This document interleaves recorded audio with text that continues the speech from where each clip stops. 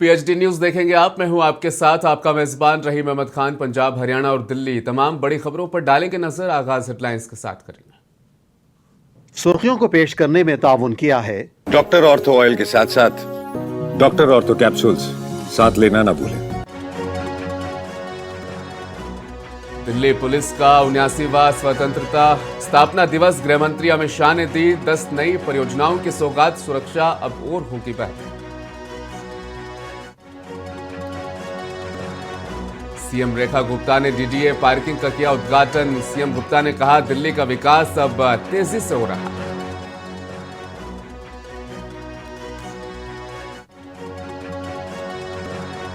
गुड़गांव में आतंकवाद से मुकाबले की रिहर्सल। एनएसजी मानेसर में कमांडोज का हाई इंटेंसिटी शो। देश भर के सुरक्षा बलों ने दिखाया था।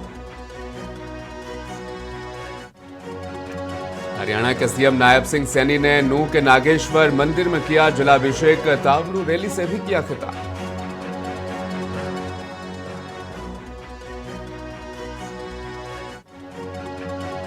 और रंगारंग कार्यक्रम के साथ सूरजकुंड मेले का समापन। 20 लाख से ज्यादा टूरिस्ट हुए शामिल। 50 से ज्यादा देश के लगे स्टॉल्स।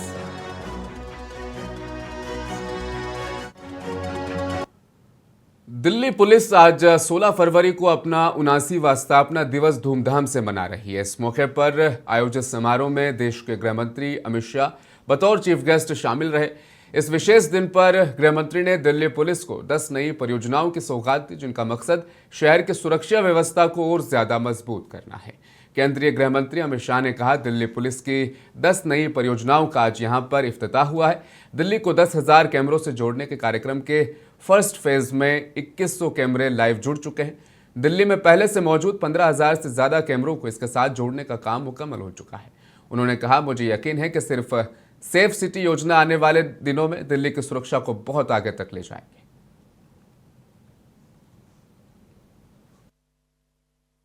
2014 से 2026 के 12 साल देश की आंतरिक सुरक्षा के लिए हमारा इतिहास हमेशा सुवर्णमयी कालखंड के रूप में इसको अंकित करेगा।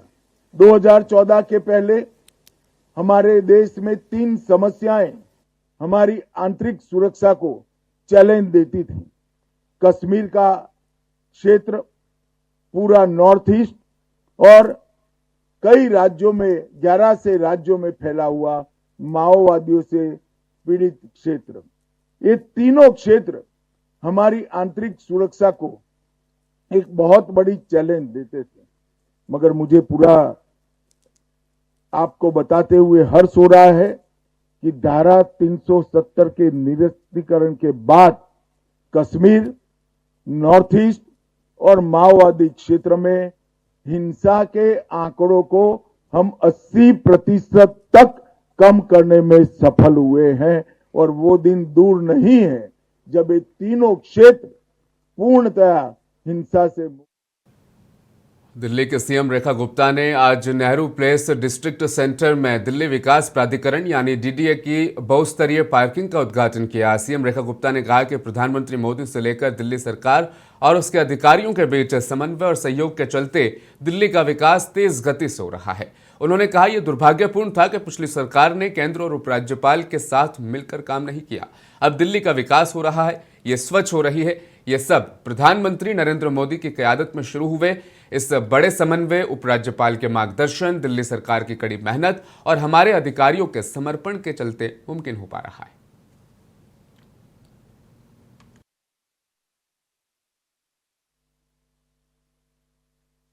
पार्किंग जो कि एक बहुत बड़ी समस्या है दिल्ली जैसे शहर के लिए, और ऐसे में इतनी शानदार 6 मंजिला पार्किंग यहाँ नेहरू प्लेस जैसे एरिया में बनना, जहाँ रोजाना की लाखों लोगों की फुटफॉल है। मैं सच में धन्यवाद देती हूँ डीडीए को कि इतने कम समय में आपने ये पार्किंग प्लेस बना के तैयार किया, और आने वाले समय में दिल्ली की इस समस्या के समाधान के लिए हमारी सभी एजेंसीज मिलकर काम कर रही हैं। एमसीडी भी पार्किंग पे अनेकों नए प्रोजेक्ट बनाने की दिशा में आगे बढ़ रही है। डीडीए अपना काम कर रही है और दिल्ली सरकार भी हर जगह पे पार्किंग सुव्यवस्थित हो, ट्रैफिक कंजेशन कम हो और सड़कों पे ट्रांसपोर्टेशन अच्छे से चल पाए, इस दिशा में काम कर रही है। माननीय एलजी महोदय का बहुत धन्यवाद। आपके मार्गदर्शन में लगातार दिल्ली प्रगति की ओर चल रही है और न केवल डीडीए, दिल्ली सरकार और बाकी सभी एजेंसीज भी बहुत ही कोऑर्डिनेटेड रूप में। कल देश भर में महाशिवरात्रि अकीदत के साथ मनाई गई। इस मौके पर हरियाणा के सीएम नायब सिंह सैनी ने नूंह में वाक़े नागेश्वर मंदिर पहुंचकर भगवान शिव के शिवलिंग पर विधि विधान से जलाभिषेक किया। इस दौरान उन्होंने पूजा अर्चना भी की और रियासत के लोगों के लिए सुख शांति और तरक्की की कामना की। उन्होंने प्रदेशवासियों को महाशिवरात्रि की बधाई भी दी। मंदिर परिसर में प्रसाद भी ग्रहण किया। मुख्यमंत्री नायब सिंह सैनी ने इस मौके पर कहा कि महाशिवरात्रि का पर्व आस्था, श्रद्धा और आध्यात्मिक का प्रतीक है। भगवान शिव का आशीर्वाद प्रदेश पर बना रहे, हरियाणा निरंतर प्रगति के पथ पर अग्रसर हो, ये उनकी प्रार्थना है।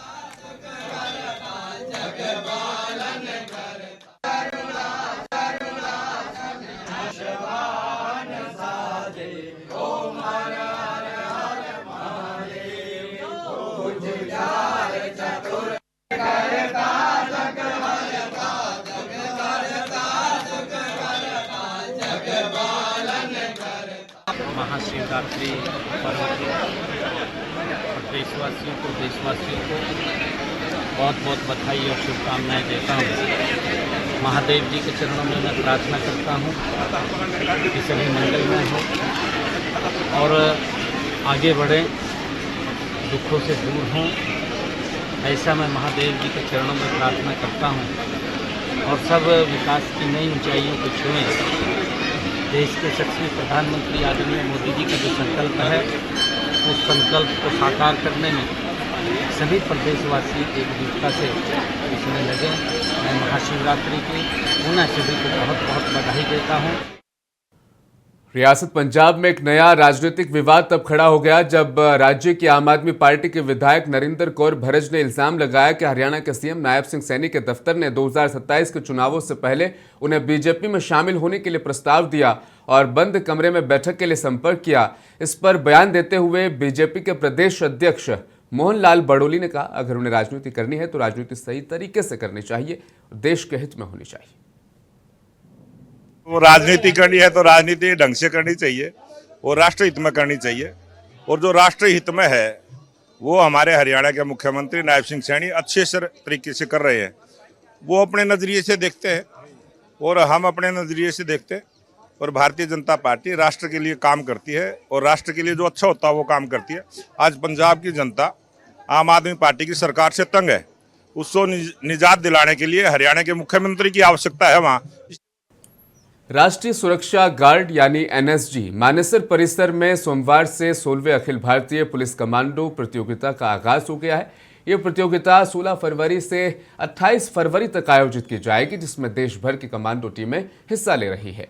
इस प्रतियोगिता में राज्य पुलिस बलों, केंद्रीय सशस्त्र पुलिस बल यानी सीएपीएफ और एनएसजी की टीमें शामिल हैं। सभी टीमें देश के सबसे चुनौतीपूर्ण परिचालन जैसे परिदृश्यों में अपनी क्षमता कौशल का प्रदर्शन कर रही है। इस दौरान कमांडो बैंड की ओर से भी शानदार प्रस्तुति दी गई, जिसने कार्यक्रम में जोश भर दिया। साथ ही ये प्रदर्शित किया गया कि किसी भी आतंकी हमले की स्थिति में कमांडो किस तरह से सटीक रणनीति अपनाकर आतंकियों पर काबू पाते हैं।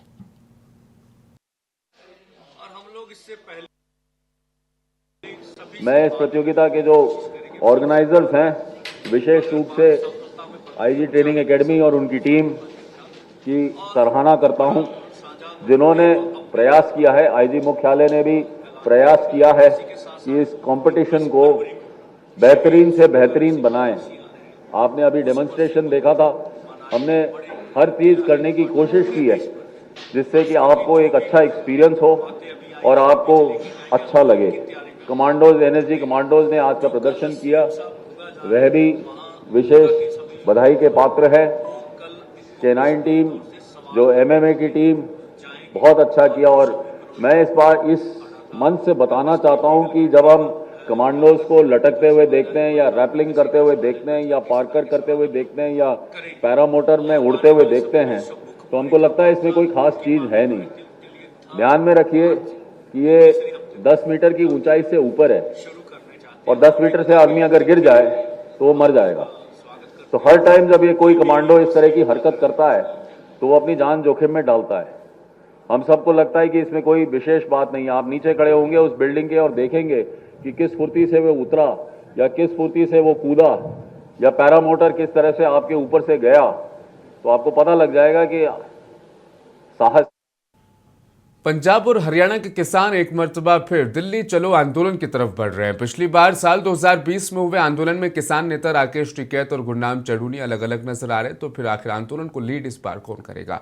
इस बार पंजाब किसान मजदूर संघर्ष समिति के महासचिव सरवण सिंह पंढेर और किसान नेता जगजीत सिंह डल्लेवाल अगुवाई कर रहे हैं। किसान नेता सरवण सिंह पंढेर ने यूएस ट्रेड डील पर कहा, कृषि क्षेत्र के लिए यह मौत का समझौता है, विरोध में हम आंदोलन शुरू करेंगे। आज हमारे एजेंडे मुख्यतः जो हम उसको बोल रहे हैं मौत का समझौता कृषि क्षेत्र के लिए, उसके ऊपर जो आप अमेरिका और भारत इंडो ट्रीटी बोली जा रही है उसके ऊपर चर्चा की। सीड एक्ट हम जो लेकर आ रहे हैं, बिजली संशोधन बिल लेके आ रहे हैं, अब लेबर एक्ट जो खत्म किए गए, इन सब पे हमने लंबी चर्चा की और हम लोगों ने इसके ऊपर बड़ा आंदोलन करने का निर्णय लिया है। और हम लोग इससे पहले सभी से बात करने की कोशिश करेंगे। सबसे बात हो 21 फरवरी को शहीद शुभकर्ण सिंह की बरसी आ रही है, उस बरसी को हम लोग मनाएंगे बड़े जिला हेडक्वार्टर को पूरे देश भर में। जो कल सीएम साहब मोगा जा रहे हैं, वहां मोगा की सभी यूनियन जो है वो कल इनको पीसफुली तौर से सवाल करने के लिए जाएंगी। और जो शंभू खनौरी का मोर्चा उन्होंने उखाड़ा था, एमएसपी लीगल गारंटी कानून है या कर्ज मुक्ति का सवाल है, पंजाब में नशे का सवाल है, ब्रिज करके इस तरह के सवाल हम लोग करेंगे। और आने वाले समय में जो शंभू खनौरी का मुआवजा उनकी मांगे जो रहती है उनके लिए मार्च के तीसरे हफ्ते को हम लोग पंजाब में आंदोलन शुरू करना चाहते हैं। और एकता के लिए एक चिट्ठी भी आई है, हम उसका स्वागत करते हैं। और कोई भी ABC पंजाब, हरियाणा और दिल्ली में अगले 2 दिनों में बारिश होने की संभावनाएं जताई जा रही है। सर्दी का असर कम होते ही उत्तर भारत के मौसम में एक बार फिर बदलाव के संकेत मिल रहे हैं। ठंड घटने के साथ तापमान में बढ़ोतरी दर्ज की जा रही है, लेकिन इस बीच कई राज्यों में बारिश और गरज चमक की संभावना बताई जा रही है। मौसम विभाग के मुताबिक 17 और 18 फरवरी को पंजाब, हरियाणा, चंडीगढ़, दिल्ली और राजस्थान के कुछ इलाकों में बारिश हो सकती है। इस समय एक वेस्टर्न डिस्टर्बेंस है जो अफगानिस्तान के ऊपर है, उसका जो प्रभाव है वो पूरा नॉर्थ वेस्ट इंडिया में कल और परसों में 17 और 18 को देखा जाएगा। उसके प्रभाव से हमारा अनुमान है पंजाब, हरियाणा में और वेस्टर्न हिमालय रीजन में 17-18 को रेनफॉल एक्टिविटी रहने का अनुमान है। हाई रीचेज में हल्का फुल्का स्नोफॉल भी हो सकता है। इसके अलावा अगर वेस्ट यूपी, मध्य प्रदेश की बात करें और इंक्लूडिंग पूरा नॉर्थ वेस्ट पंजाब, हरियाणा और राजस्थान को, तो 18 को भी वेदर एक्टिविटी रहने का अनुमान है। और इसके साथ ही अगर आप एनसीआर दिल्ली की बात करें तो एनसीआर दिल्ली में भी हमारा अनुमान है कि 18 तारीख को आफ्टरनून और इवनिंग हल्का फुल्का रेनफॉल एक्टिविटी हो सकता है। साथ में पूरा नॉर्थ वेस्ट इंडिया में स्पेसिफिकली 18 तारीख को थंडरस्टॉर्म एक्टिविटी रहने का भी अनुमान है। और अगर टेम्परेचर की बात करें, सुबह के टेम्परेचर तो अभी सामान्य के पास है, लेकिन जो दिन के टेम्परेचर है, क्योंकि जब जनरली क्या होता है कि कोई वेस्टर्न डिस्टर्बेंस नहीं आता, दिन क्लियर रहता है, उस समय जो टेम्परेचर दिन के बढ़ जाते हैं, ऑलमोस्ट वैसा ही सिनेरियो है।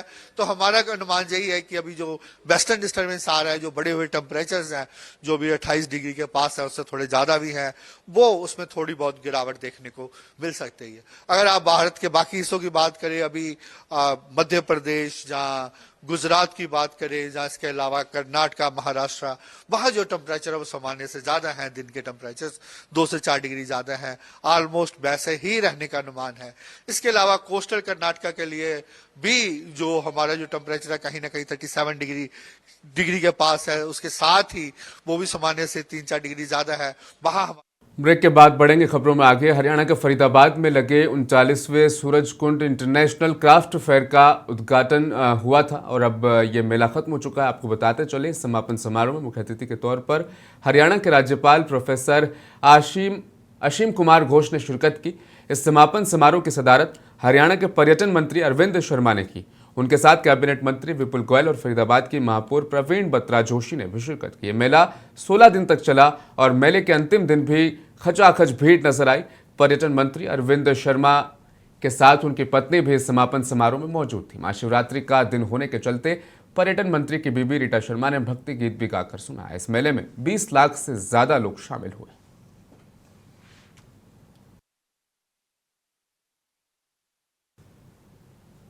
कांग्रेस सांसद रणदीप सिंह सुरजेवाला ने एमएसपी गारंटी को लेकर सरकार पर एक बार फिर निशाना साधा। उन्होंने कहा कि 26 फसलों के लिए घोषित एमएसपी पर भी हम खरीद नहीं कर रहे हैं। सुरजेवाला ने कृषि मंत्रालय की वेबसाइट का हवाला देते हुए बताया कि 2024-25 में धान का मात्र 24%, गेहूं का 40% एमएसपी पर खरीदा गया। अन्य फसलों पर खरीद 2% से भी कम रही।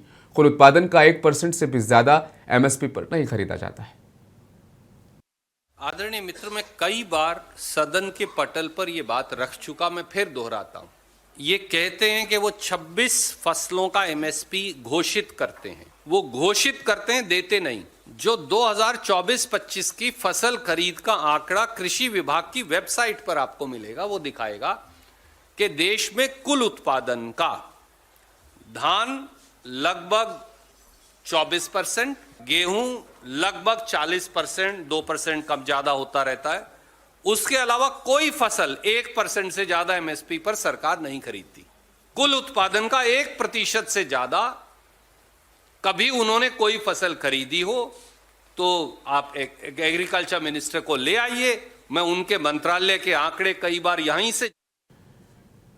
बीजेपी नेता शाहनवाज हुसैन ने रणदीप सिंह सुरजेवाला के बयान पर पलटवार किया और कहा कि इनका एजेंडा लोगों में गुमराही पैदा करना है। व्यापार समझौते में किसानों के हितों की पूरी तरह सुरक्षा की गई है। देखिए, विपक्ष का काम हो गया है वहम पैदा करना, लोगों में संशय पैदा करना, लोगों को दिग्भ्रमित करना, ये उनका एजेंडा बन गया है। जहां इंडो यूएस ट्रेड डील पर पूरी दुनिया से बधाई मिल रही है, देश के प्रधानमंत्री जी ने पीटीआई से बात करते हुए साफ तौर पे इसके फायदे गिनाए हैं, लेकिन विपक्ष तो कसम खाकर बैठा है कि हमको देश को जो होगा पसंद वो बात नहीं करेंगे। वो उनकी आदत हो गई है और किसानों को उकसा रहे हैं राहुल गांधी और कांग्रेस के लोग, जबकि किसानों के हित की पूरी रक्षा की गई। देश की राजधानी दिल्ली में एआई समिट 2026 का आयोजन हो रहा है। दिल्ली में होने जा रही यह समिट जितनी दुनिया भर के लिए बेहद खास है, उससे ज्यादा ग्लोबल साउथ के लिए महत्वता रखती है। अभी तक 3 एआई समिट हो चुके हैं, लेकिन ग्लोबल साउथ में भारत पहला देश जहां इस समिट का आयोजन हो रहा है। इस वजह से इसकी चर्चा और महत्व दोनों काफी ज्यादा बढ़ जाते हैं। देखिए इस रिपोर्ट में दिल्ली में आयोजित होने वाली समिट में कौन कौन शामिल हो रहा है।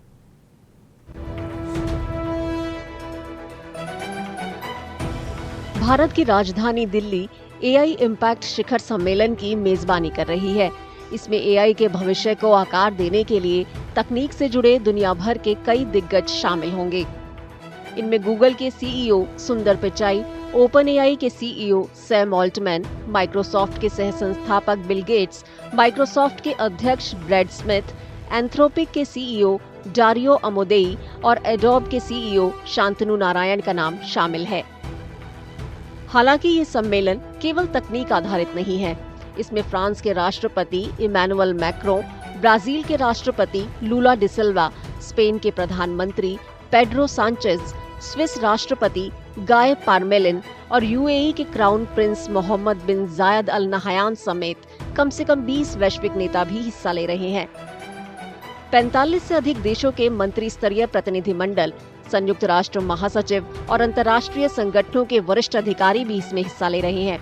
ये अंतर्राष्ट्रीय शिखर सम्मेलन भारत के लिए न केवल एक प्रतिभागी राष्ट्र बनने के इरादे को दिखाता है, बल्कि एआई युग के नियमों, मानकों और मौकों को आकार देने में प्रमुख भूमिका भी निभाता है।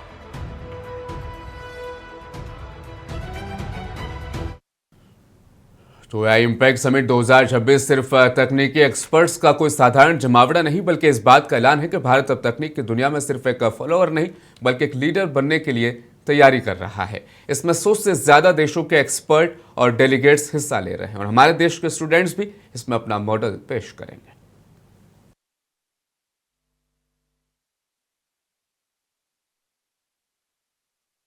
The name of my innovation is IGSS, which stands for Intelligent Grain Storage System.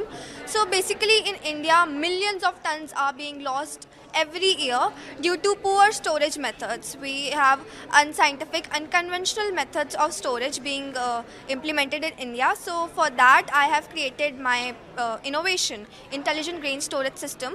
It monitors the grain storage area in real time and it predicts the risk early and ensures that automative control systems are being implemented and intelligent alerts are given to the supervisor so that they can take immediate action in time. It's wonderful when there are large forums that aggregate a lot of thinkers from different spaces, whether it be entrepreneurs, civil society, which is where I'm from, academia, consumers, businesses, students, universities, etc. Because I think that the more multi-stakeholder discussions are, the better and more fruitful they are. What I really like about this summit is, one, the emphasis on inclusivity, the emphasis on practical impact. I think बहुत important है. I think best part is summit का है और हमने posters देखे हैं और श्री नरेंद्र मोदी जी ने भी बोला है कि inclusive participation. तो inclusivity not only in terms of AI dissemination, but यहाँ पे भी हम देख सकते हैं कि बहुत डिफरेंट किस्म के लोग आए हैं. तो VCs हैं, academics हैं, startups हैं, गवर्नमेंट है. दिल्ली के शहजादा बाग इलाके में आज एक प्लास्टिक बैग फैक्ट्री में जबरदस्त आग लग गई. दमकल विभाग की गाड़ियां मौके पर पहुंची और किसी तरह मशक्कत के बाद आग पर काबू पाया गया. हादसे में किसी के हताहत होने की कोई खबर नहीं.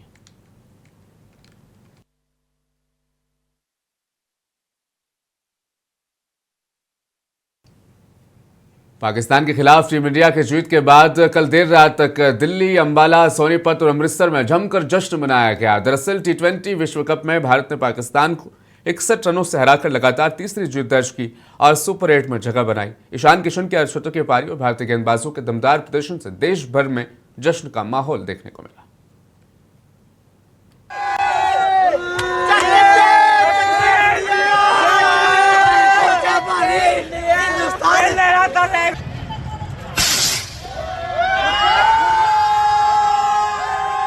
इंडिया तो इंडिया, कोई गुंजाइश नहीं है. हिंदुस्तान जिंदाबाद, आई लव इंडिया. मतलब जब से तक कि मैच शुरू होएगा और जब से एंड तक टीवी से आगे नहीं हिले एक बॉल. मतलब मैं कहता हूँ हमारे को इंडिया वालों को नहीं थ्रू. भारत ने पाकिस्तान को जबरदस्त तरीके से हराया. 61 रनों से भारत की ऐतिहासिक जीत पर देश भर में जश्न का माहौल है. लेकिन इस जीत का सबसे बड़ा श्रेय बिहार के लाल ईशान किशन को जाता है.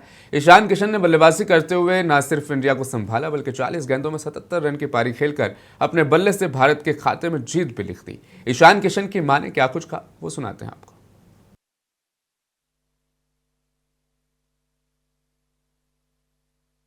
टीम को बहुत बधाई, बहुत बधाई कि टीम ने इतने अच्छे से जीत हासिल की और ईशान को भी बहुत आशीर्वाद है और पूरी टीम को बहुत तहे दिल से आशीर्वाद देती हूँ कि उन्होंने भारत को भारत के लिए जीत दर्ज की. बहुत आशीर्वाद है. ईशान ने मेहनत किया और उसका फल मिला और इसी तरह अच्छा करता रहे. टीम को जीत दिलाने में उसका भी सहयोग हो. पूरी टीम के साथ साथ यही आशीर्वाद है. चाहत तो यही रहेगी कि विश्व कप हम लोग जीते और ऊपर वाले की कृपा रही तो जरूर जीतेंगे. ये काफ़ी खुशी की बात है सबके लिए, हमारे लिए, आपके लिए, पूरे बिहार वासियों के लिए, पूरे देशवासियों के लिए बहुत खुशी की बात है कि हम लोगों ने जीता है. काफ़ी मेहनत कर रहा है तो मेहनत का तो कहीं कोई शॉर्टकट है नहीं, वो मिलता ही है. उसका फल आज मिले कल मिले आपको फल मिलेगा ही. कल जब पाकिस्तान को क्रिकेट में धोया भारत ने तो उसमें बिहार और पटना के लाल का बहुत बड़ा रोल रहा और ईशान किशन के एक शॉट को मैं देख रहा था. मुझे एक भारतीय होने के नाते, बिहारी होने के नाते अपने बिहार के बेटे और बिहार के लाल पे बहुत गर्व हुआ. अरे हम लोगों को हार्दिक खुशी है, बधाई देते हैं पूरी भारतीय दल को. निश्चित रूप से जिस तरह से ईशान जी का परफॉर्मेंस रहा, एक बिहारी, एक भारतीय होने पर गर्व होता है कि इतना अच्छा प्रदर्शन किया जा रहा है. बिहार का बेटा निश्चित रूप से कल उस पिच पर, जिस पिच पे लगातार गेंदें फंस के आ रही थी, नीचे हो रही थी, ऐसे पिच पर जहां कोई बल्लेबाज नहीं चल पाता, खेलने में मुश्किल हो रहा था, उस पिच पर बिहार का बेटा ने इतना शानदार. पंजाब, हरियाणा और दिल्ली की खबरों में फिलहाल बस इतना ही। मुझे दीजिए इजाजत। आप बने रहें मुंसिफ टीवी के साथ।